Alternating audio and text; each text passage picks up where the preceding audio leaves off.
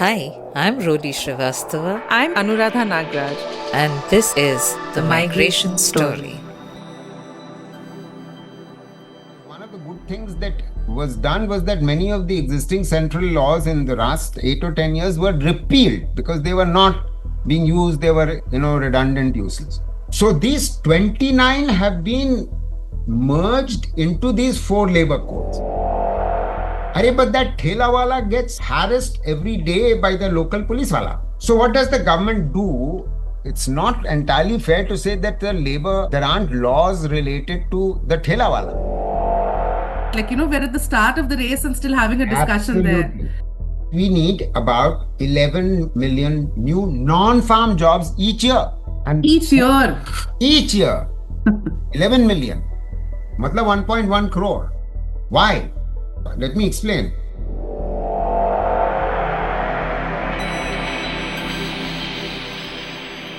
Hello, listeners. So, we've been talking about the labor codes in capital letters since around 2019 to 2020 when they were passed, and recent times have seen their actual rollout, which is still ongoing. Essentially, we've had a bunch of 29 laws synthesized into 4 codes: the Code on Wages, the Code on Social Security, the Industrial Relations Code, and the Occupational Safety, Health and Working Conditions Code. Apparently, and I didn't know this prior to this conversation, this talk about the need to reform our labor laws goes all the way back to 1991, post-liberalisation India. But what do these labor codes mean in the context of India's larger development story? Meaning, can a change in the law alone make things better or worse? And do the labor codes even cover most of India's working population? And what does this mean for our larger labor governance questions? Join us today as we speak with the renowned development economist, Dr. Santosh Mehrotra, to unpack all this and more.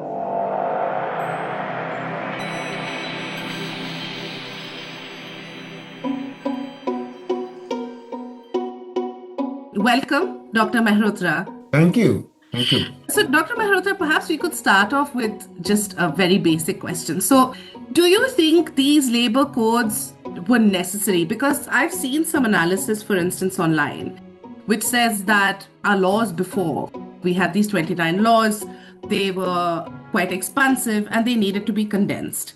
And I saw in some of your writing, you mentioned that these arguments began during 1991 post-liberalisation in favor of actually condensing our laws into the labor code. So perhaps you could give us some historical context and what your take on how necessary this whole exercise is. If you look back till 7 or 8 years ago, we had as many as 45 central laws, just central laws. And on top of that, we had about 100 state government laws. Because this is a concurrent subject in the Indian Constitution, both center and states can legislate on it. Now, let me explain how our legal system in the labor space evolved since independence. When the world sleeps, India will awake to life and freedom. After independence, there was much expectation that as the economy grows, it will also formalize, because more and more employment will obviously get generated in industry and in services rather than agriculture, and people will leave agriculture. Now, the term informal sector first came about in 1970 and is attributed to Keith Hart, a British anthropologist who had conducted a study on the low-income activities of low-wage migrants from northern Ghana into Accra, who were at the time unable to find wage employment. Over the decades, ideas surrounding informality in the workforce have evolved. This encompasses debates from who comprises the informal economy to what causes this informality. For more information on how to define the informal economy, have a look at the links on our YouTube landing page. Especially look at the WeGo working paper by Dr. Martha Alter-Chen. And even those who are in the informal sector in industry and services, and they were obviously there, even then it was felt that as industry and services expand, it will be in the formal space rather than the informal space. And hence, labor laws, which were, practically non-existent, most of the labor laws that have been pulled together into these four codes are from the pre-colonial era. So the expectation of the early planners post-independence was that, most of the employment will be formal, in the form of formal enterprises and formal workers. Well, that hope was completely belied very quickly. I mean, that didn't seem to matter for the policymakers or legislators. But what happened, in fact, is the following. Because the Indian Constitution allows for the labor law regime to be articulated both by center as well as states. So states began legislating. And similarly, center began legislating. When the center legislates, it applies to the entire country. Now, as problems arose, new labor laws began to emerge, which by and large applied only to the organized sector, to the formal sector. Now, this is very important that, you see, what the legislators began to do is, if you have X number of workers, the Y law is going to apply to you. And if you have more workers, then, Z law is going to apply to you. So this business of establishing thresholds for the size of enterprises and with number of workers started to determine the entire architecture of the labor law system in our country. This is very important to understand if you want to understand my critique of the four labor codes. Thanks so much for that, Professor. And so the first thing is that essentially you're saying that we had this understanding, perhaps, as we were developing, as India grows, we would see more and more, or an uptick in more formal sector or organized employment. And therefore, our legislation, if I understand what you're saying, has basically taken that lens and assumed, which is premised on this notion that there will inevitably be more formal employment. But what actually transpired and what is on paper, there's this sort of a chasm between those two. So that's my first understanding. So I suppose my first follow-up question with that is, what happened? So there were a multiplicity of factors. And I, of course, as you would imagine, have discussed this in published papers. And there's a paper of mine, which is a 2020 paper, which looks at the demand side factors and the supply side factors. The strategy of economic development and hence the following sort of employment outcomes. There was no employment strategy, but there was an employment outcome, were as follows. The strategy of development was heavy industry first and capital goods driven heavy industry first in the state sector. So the state sector and the central public sector undertakings and state public sector undertakings, their numbers grew. So all of that was like Sarkari Naukri, and therefore that all those were formal jobs. But for a poor country, there is a limit to how much the public sector can expand and invest. Ultimately, we were going to be a mixed economy and a private sector driven economy, and that's where the private investment was to happen. So then the question arose, how do you encourage formal firms to emerge when the investment does happen in industry by the private sector or in services? Well, actually, the legislators, in a sense, took a very laissez-faire attitude about this, because it was assumed that, the large firms will have to register, such as there were. There weren't that many, but such as there were, they will have no choice but to register not just themselves, but their workers. And as far as the small scale was, I'm talking about the non-farm, the agriculture sector, which employed some 70% post-independence of all workers, were going to be informal enterprises, informal units. So when I'm talking about labor laws, let's just be very clear, the vast majority of laws apply mainly to the non-farm sector. It's not that there aren't laws related to the agriculture sector, but, I think let's keep the remit of our discussion and podcast to the non-farm sector. Otherwise, this is going to become very unwieldy and impossible to No, that's fair. contain. So the planners in the 1956 Industrial Policy Resolution and the Mahalanobis strategy also was that, all these large firms in the public sector or the big private corporates are not going to generate enough jobs. And therefore, what do we do about jobs in the non-farm sector? let us reserve the production of simple consumer goods for the small scale sector. In other words, reserve the production of actual listed goods. Now, that's where the reservation of products for SSIs or small scale industries began with the 1956 Industrial Policy Resolution, because until 1956, still 10 years, 9 years after independence, there were just this vast informal enterprises or units and, of course, the big corporates. So we've clearly grown since then. India has clearly come out of a certain degree of poverty since then. And of course, there's been a lot of debate on all of those figures as well. And clearly, the way you are looking at our labor laws is sort of against this larger picture of India's development story. That's I the only suppose. way you can seriously understand it. But that makes a lot of sense to me. So I suppose then this question is, have we done as well as we could have thought? And then what role do laws... Very badly. No? We've done extremely badly. This Okay. is what I was going to come to. You see, this strategy of reserving products just went out of hand. You started with a very small number of products which were reserved for the SSIs. And that number grew and grew from 1956 till 1990. That means we are talking about a good 35-year period that it was there, to 836 products. Now, what does that mean? If you became bigger than what was the threshold for being the upper cap for SSI, then the benefits or the subsidies, etc., that you were being given, you lost them. So there was no incentive to actually grow out of being small. But the small mushroomed as unregistered enterprises, and they used to themselves subcontract the work to even tinier units. And many subcontractors emerged who would then subcontract further down the value chain to households. So you get a household-based industry emerging, this cottage and village industry concept, which, Like home-based work sort of... home-based just mushroomed, just grew on a massive scale.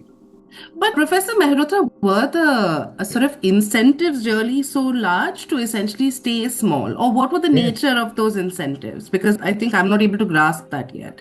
You see, the incentives were usually in the form of a variety of subsidies and credit and being given by local banks or land and so on and so on.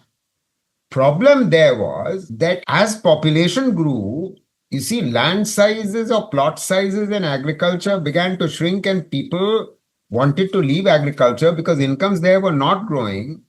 And which is not surprising, because if you have hundreds of millions of people working in agriculture, when agriculture needs half or less than half of that number of workers, especially that became true after the Green Revolution came in, because we became fully self-sufficient in food grains as a result of the Green Revolution, then people find that, we are too many in agriculture and our incomes are not growing. Why? That's not surprising, partly because productivity is lower in agriculture. By definition, across the globe, that's true. And productivity is higher in industry and in services. And hence wages are higher, incomes are higher. So people would, make that transition. That was that Lewisian model. But the point is, because that non-farm sector was simply not growing fast enough, what transpired was that people slowly began to leave agriculture, but it was slow. Industry and services or construction activities, which is again non-farm, didn't expand sufficiently fast to absorb increasing number of people who needed to and wanted to leave agriculture. So what happens, simultaneously is the following. That on the one hand, the government has this policy of reserving product to be produced only by the SSIs, which obviously does increase the number of those units. However, those units which could receive benefits would give rise to even smaller players like the subcontractors who I earlier mentioned. Now, these were all informal players.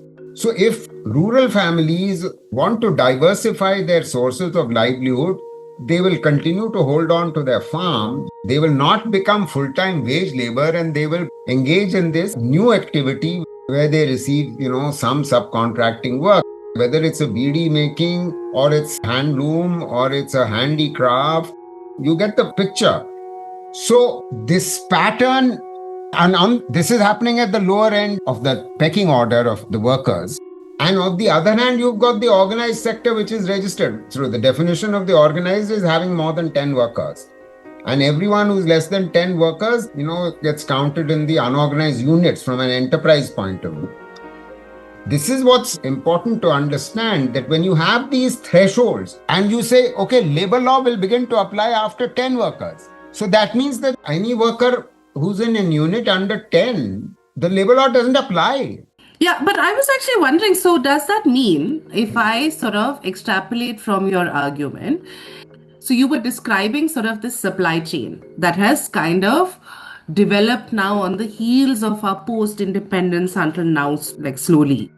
And so I suppose this question of what that supply chain looks like, essentially what you're saying is that all of those folks, say home-based workers, people at the end of the supply chain or the smallest part of this small, because within the small, it's sort of, there is small and smaller and smallest sort of. Absolutely. So the smallest, those are the folks which are the chunk. And I suppose those are the ones who are also being excluded from labor law protections. If we are agreed on the following number, that if you look at enterprises, 85% of enterprises are in the unorganized sector. And I'm saying that of all unorganized sector enterprises, 84% are own account workers, working with their families possibly. Maybe with their families, maybe not. The thelawala round the corner who's making rajma chawal is probably cooking it with his family. Exactly. He's the one who's the vendor. So there is unpaid family labor at home. So he's the own account worker who gets captured in the periodic labor force survey or in the annual survey of enterprises in the unorganized sector. But there is an army of unpaid family labor working with him. That's fascinating. And I think that the women's question of labor also, sorry to cut you off, because then this comes in as well, right? Because, Absolutely. For instance, I've spoken to so many women who will say things like, no, but I don't really work, but actually what they're doing is labor. Yes, of course. Yeah, so it's very fascinating. It's all linked then. Absolutely. So now, can you imagine, if you think of the universe of simply the unorganized, which is of all units in the country, which, by the way, in 2024, number 73 million, non-farm. That's the unorganized universe, 73 million. Of that, 84% are own account workers. So that means only 16% of this 73 million, which means really about 10 million, are units where there is a owner and there is a hired worker. And those are the ones that come under the laws, basically. Those are the ones. Even those don't. Wow, okay. So that is really staggering then, if you break it down like that. Absolutely. It is staggering. Now you understand, the majority of these 4 labor codes, and prior to that, the 45 which had been whittled down to 29 through repeal.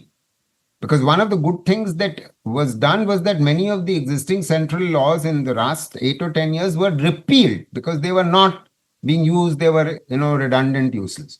So these 29 have been merged into these 4 labor codes. Now, this was necessary, no question about it, because when you get such a large number of laws, then rules come with them and compliances come with them, which could go into thousands. And so my recent pieces, looks at all of this, and I begin practically every labor code piece about the 4 labor codes notification by saying that was a nightmare and a ridiculous scenario created by the way our economy had evolved. And we could not have continued ad nauseum in that manner. But I wanted to ask actually, so before we go into each of the labor codes or into your sort of detailed analysis and takes on each of the 4 labor codes, now, from what you're describing, as I said before, you're essentially saying that any country's sort of labor-related legislative framework needs to kind of streamline well with its larger developmental pathway and, even agenda in terms of its hopes the hopes for the country is like, for instance, poor and upward economic mobility and those types of questions. So I guess, do you have any examples of more grassroots driven labor legislation that come to mind? Not just from India, but perhaps anywhere in the world that you've seen? Yes, of course. I mean, even our BRICS partners have gone way beyond what we've attempted to do. We've delayed reform in this space for way too long. This consolidation should have happened at the very least in the 1990s. So I am appalled that this is gone through at the end of the first quarter of the 21st century. You have to understand that if you have 29 labor laws and you don't have enough labor inspectors, then even for the organized sector that they apply to, there is not a hope in hell that you can actually monitor what's going on at the factory level or the office level or the construction site. It is next to impossible. A subject that I think we should discuss. A second thing that we should briefly discuss in respect of each of the codes is, of course, what dimensions should be covered. So there are 4 labor codes now. What they've done is to merge a series of existing laws, the 29 laws that I mentioned earlier, and they have been merged, literally merged. In other words, it's a bit of a scissor and paste job. And what that has resulted in is 4 codes, and 1 code is for industrial relations between employer-employee. Now, listen to the use of the phrase employer-employee. Suppose there is no employer-employee relationship.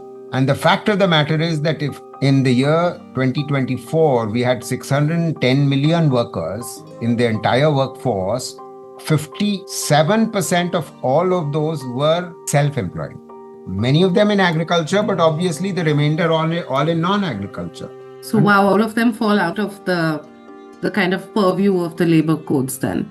Well, practically, because the vast majority of self-employed are likely to be unorganized. They may be under the Shops and Establishment Act. The corner mom and pop store is probably registered under Shops and Establishment. But what I'm saying is that if there are, let's say, thousands of organized sector units, and if the reality is that you have only about 3,000 inspectors for those organized sector labor inspectors employed by the government, because obviously it's the government which has to employ the labor inspectors, it's not the private sector which is going to employ them, then that means that the government was never serious about labor inspection. It's not only not serious about labor inspection in the unorganized sector, it's not even serious about labor inspection in the organized sector. Let me give you some orders of magnitude for how many labor inspectors we have relative to the international sort of benchmarks. Yes, please. I was just going to ask. Yeah. Because 3,000 sounds tiny. No, it's not just tiny. It's a fraction of a minuscule. So let me give you a sense of how many inspectors we have.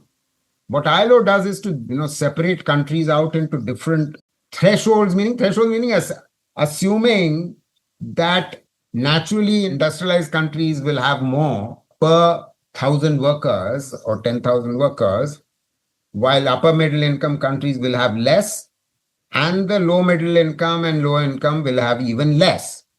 Now, the ballpark for the high income is 1 inspector for 15,000 workers. For upper middle income, it's 1 per 20 to 25,000 workers. And for the LICs, LMICs, it's in the ballpark of 25 to 30,000 workers. You know how many labor inspectors we have? 1 per 45,000 workers. Ouch. Okay. So that's how appalling the current situation. So clearly bringing the number of laws down is merely the beginning of the process.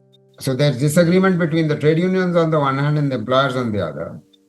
So of course we would like fewer laws, and the overall impression that these laws give us, the changes that have been made after merging them and after the scissor and paste job, is that they have been made easier for the employers, who were the ones who were complaining most. This is one reason why the workers have been complaining. Unfortunately, the trade unions also don't seem to be aware of these sorts of orders of magnitude for labor inspection, because their problem is with the formulation of the law itself. I mean, just zooming out though, I guess this was actually linked to my larger question then, because just intuitively, it seems to someone like me that when it comes to this larger question of labor protections and essentially how well someone is doing in the workplace and how protected they are on a whole bunch of things, whether it's, I'm in a factory and I'm breathing clean air and it's ventilated, whether it's those kind of occupational safety and health questions, or whether I'm earning decent pay, so sort of like wage related questions, or whether it's other questions as well. So, for instance, when I retire, I need to have, some kind of backup pension, all of this, so that obviously this entire ambit of things needs to fall under laws. But then your labor inspection point hits at this larger question of monitoring and governance. And it feels like that question is actually something that I don't even hear people discuss. And we are always talking about what is codified in the law, Correct. which feels like it's just the kind of start, like, we're at the start of the race and still having a discussion there. Absolutely. So thank you for absorbing that point and making it clear for the listeners, because this is absolutely spot on that, we don't even think by zooming out, because unless you zoom out, you cannot just, focus on the law itself. And this has to do with the capacity and the competence of the labor inspectors themselves. Now, let me give you some data from research that co-author of mine, and we've just done a paper which we've sent to a journal, where we say the following, that even the inspectors that are there, if you look at their inspection rate, the number of units that are being inspected over the last 15 years, and there's data there in this regard. And we look at that data and we say that 47% in about 20 years ago were being inspected of the units. That number in the last 20 years has dropped to 19.6%, consistently dropping. Why are you surprised? The number of units is increasing. I know the number of labor inspector posts that is sanctioned is about 6,000. Only half of them are in position. This is normally true for the health sector, for the education sector. Sanctioned posts exist, but the teachers have not been appointed. Doctors, nurses positions exist, but they have not been appointed. So why are we surprised in the labor space? The same thing applies. And I'm still only talking about the organized sector. Please try and appreciate this. So to think that you are beginning to capture the all 73 million unorganized sector informal enterprise, that's the number of the informal sector enterprises across the whole country. Now, okay, let's for a minute say, no, that thelawala is not going to be, you can't capture because that's way too many. But that thelawala gets harassed every day by the local police wala. So what does the government do? It's not entirely fair to say that there aren't laws related to the thelawala. There's a street vendor law. Of course. Seva works in this space. Self-employed women's association. So what happens as a result of this, that this massive informalization and there's been a growth of self-employment in the last 10 years. This is one of the dimensions of the crisis in employment, that instead of regular work increasing, the share of total workers who are regular workers with a monthly salary has actually been coming down in the last 10. First, as you were mentioning, that there's sort of this large gap between what trade unions see and what they see as fair and just, and what has actually transpired. So the first question is that, because I've noticed, especially, there's been a lot of discussion about working hours, for instance. So that's one. Yeah. And then my larger question, essentially the smaller person, like Aam Aadmi, basically, India's Aam Aadmi being excluded from protections. But what does this mean, I guess, for our economic model? Because for me, again, intuitively, it sounds like we have this economic model which is essentially favoring like larger corporation. Exactly, like so larger corporations and so on as well. Intuitively, it seems like this is a context where there is these platform firms who are essentially, or aggregator firms, who are essentially now also leveraging the fact that there is this existing sort of extractive labor-based system where there is someone being paid so little, and that is the premise of their functioning, and we're calling that development, but that's not development, is it? So, I mean, I guess what does this mean about our larger economic model? So, I mean, that's a warping question, but there are two. So, one is the trade unions, and then the second one is about our larger economic model. So let me quickly answer the trade union question because that's a relatively easy question to answer.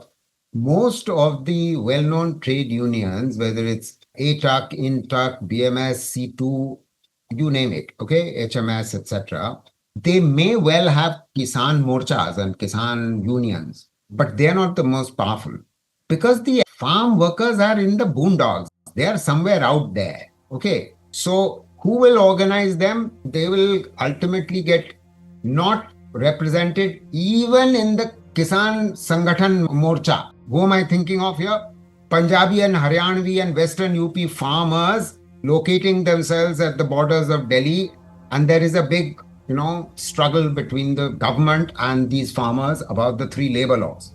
Now, you think any of these farmers who come and locate themselves in tents, etc., in a tent city emerges, how do they come? They come in tractors. But in a typical village in a North Indian Hindi belt state, there might be among, let's say, giving you an order of magnitude, for 100 families, there might be 5 families with tractors. You get the point? Interesting. So the vast majority of small and marginal farmer plus the landless labor who normally work on these big farms, they are not getting represented.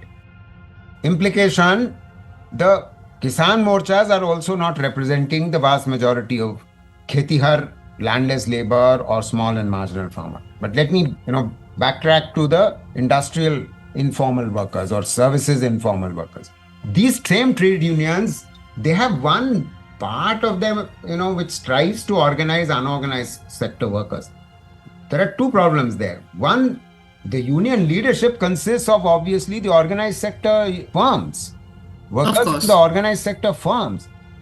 So there's only so much, bandwidth to take into account the concerns in their own sector of informal workers.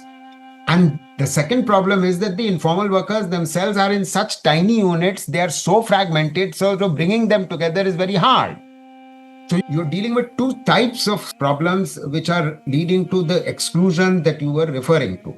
Yeah. One of the things that gig workers have often told me, though, is it's difficult to talk to others because it's like the strange economy where, where it's not like everybody's in a factory. Not that that is an ideal, but basically, correct. Yeah. So my answer to that is, Namrata, is very simple and will be intuitively clear to your listeners, that if you are all drivers for Uber or Ola or Meru, you can at least, let us say in Delhi, you can at least come together. In this day and age, in this digital age, you can actually come together because you make enough money to have a phone.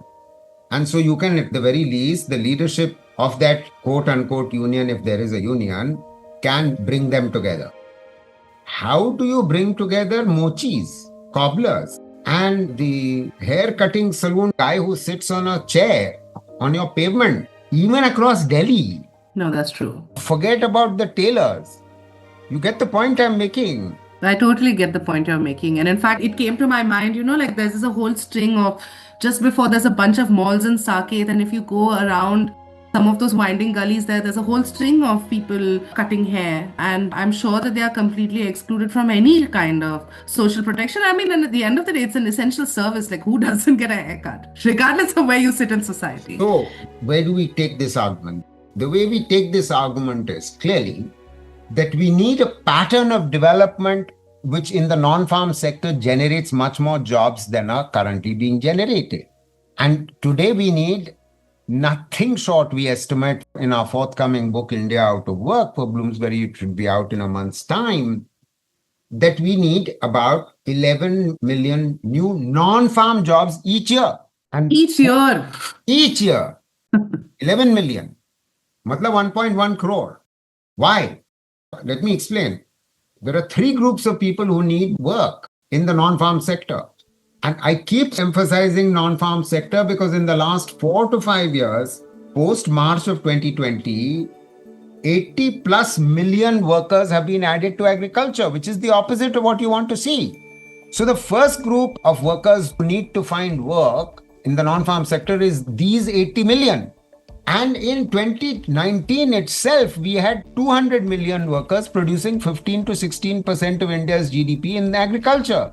That was then already far too many workers. So the policies of the current government have added 80 plus more million workers, which is an utterly ridiculous situation. So you've got to create jobs for all these by pulling them out of agriculture. Point one. Point two, you have to create jobs for the 5 to 6 million better educated young people who come looking for work. They may be 10th class pass, 12th class pass, or, done a diploma or a certificate or a degree. There are 10 million people who graduate each year in all disciplines, and 6 to 7 million look for work. So that's the second group, the new entrants. This is a flow. The earlier was a stop, meaning who have to be pulled out of agriculture. Then there is the third group. The third group consists of the currently unemployed, totally looking for work but not finding the work. No, and there is another group. They are called youth who are NEETs, NEET, not in education, employment or training. Meaning they were in the labor market looking for work, and they are still between 15 and 29. But after looking for work, they are not looking for work any longer. They've fallen out. They were in education, not any longer. They're not doing training and they don't have work. So they're discouraged workers. Some of them may show, we've become farmers. That's part of the reason why 80 million workers were added to agriculture, but only some of that. The rest are just literally hanging around. So look at the number of people who have to be found work. So if the size of the informal sector doesn't shrink, then the answer, coming back to labor laws as the theme, the answer has to be the government should have already thought about reducing the threshold at which these labor laws will apply, threshold of number of workers in a unit. That's how other countries have done it. Vietnam has done it most recently. If you keep the threshold as 10 workers or 20 workers, for instance, in the Factories Act, the EPFO, the Employment Provident Fund, which is the pension provision, that kicks in only if unit has 20 workers. It's a ridiculous situation. And that was true in the previous law and in the revised new industrial relations law. So summarizing, because I think you probably want to bring this to a close, if you want equitable growth to happen, you have to start at the production end and ensure that more jobs are being created in the non-farm sector, especially in construction and manufacturing. And that will generate more services jobs. And as demand grows, then hopefully workers will get pulled out of agriculture. So that's strategy number one. That requires a manufacturing strategy and industrial policy. Strategy number two is that labor laws, their thresholds have to fall. Thresholds for number of workers at which these 4 labor codes begin to kick in. Those thresholds begin to fall, threshold of number of workers, so that more and more workers get captured within the labor laws. Fourthly, I think I've argued in our podcast that even if you lowered the thresholds, then more workers will be getting captured. Then a fourth problem, which I haven't managed to discuss, but let me mention it in passing, that the vast majority of these unorganized sector units are unregistered. I have mentioned it, but briefly early on. But so you have to register them. And there has to be only one portal which must register them, including the gig and platform workers. Please try and understand, you can't create a gig and platform worker platform and then another platform for construction workers, yada, yada, yada. That's not the way forward. It has to be one platform which has to be at the back end deduplicated. You can begin by using Manrega, Udyam, eShram portals, bring them all together. That's the third part of the strategy. Because once they're registered, then you can begin to monitor them. And fourth, and finally, and I will stop with this, that the government has no choice, state and centers both taken together, concurrent subject, to expand the number of labor inspectors. Just no question about it. If you don't do that, and yet you do the first three things, the problem still doesn't go away. You will still continue to get extremely unequal outcomes. I can understand that. And I thank you so much. I think that was very well summarized. And what sort of came to mind for me when you were describing what is likely to happen if we don't focus on this larger thing of, for instance, trying to provide opportunities for folks outside of the agricultural realm. It kind of made me think of, if you have there are always these cartoon images of, say, there's someone who's perhaps a skinny frame person with very huge arms. So basically one big arm would be agriculture, which is where everybody is kind of working. But then the other big arm is what you were saying, like IT and all of that. So it sounds like we would have basically a concentration on these two different extremes without the rest of the kind of body of the Indian workforce developing much. So if I understood correctly, that's actually what you were trying to say. That's correct. Yes, thank you. This has been such a wonderful and illuminating conversation. Thank you. So, this conversation with Dr. Mehrotra made me reflect a lot, listeners. Before closing today, I thought I'd share some reflections. Because, truth be told, I too have been struggling to put the labor codes within some kind of larger context. And I guess my main takeaway was that we often look at the law or laws as something that reside in some kind of separate realm. But this conversation made me think that perhaps we should be linking legal reforms to larger questions of our economic development and, the health of our economy. And another main question that this raised for me was, what happens when reforms that occur exclude a bulk of our workforce? Because it is true that a large segment of our workforce, a sizable portion, is informal. So what does it mean for any legal reforms to actually center them? Because regardless of whether someone is a gig worker or a street vendor or an agricultural worker at the end of the day, or even someone, for instance, a coder in the IT sector, everyone deserves a sustainable livelihood and access to decent work. Anyway, I hope you enjoyed this conversation and do write in with comments because we'd love to hear what you think too. Bye, and until next time. Check out our website www.themigrationstory.com for more content. You can subscribe to our podcast on YouTube and Spotify. The audio editing and sound design is by Akshay Ramuhalli. Stay tuned for more stories on migration. The Migration Story.